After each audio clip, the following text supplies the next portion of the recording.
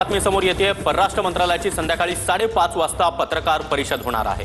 त्या पत्रकार परिषदेत नेमकी काय माहिती दिली जाते याकडे सगळ्यांचं लक्ष आहे। परराष्ट्र मंत्रालयाची संध्याकाळी 5:30 वाजता पत्रकार परिषद पार पडणार आहे।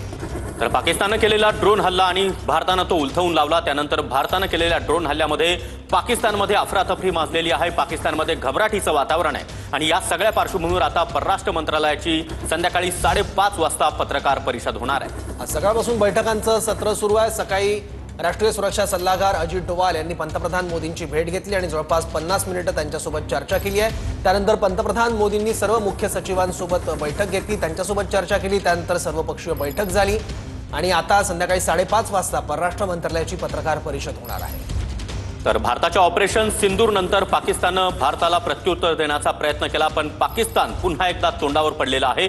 भारताने पाकिस्तानचा हल्ला उलथवून लावलेला आहे आणि आता पाकिस्तानातीलच 12 शहरांवर तब्बल 50 ड्रोनच्या माध्यमातून भारताने जोरदार हल्ला चढवलाय आणि या सगळ्या पार्श्वभूमीवर आता परराष्ट्र मंत्रालय काय माहिती देणार? परराष्ट्र मंत्रालय संध्याकाळी 5:30 वाजता पत्रकार परिषद घेणार आहे। यापूर्वी कर्नल सोफिया कुरेशी आणि भूमिका सिंग यांनी ऑपरेशन सिंदूरबद्दल माहिती दिलेली होती।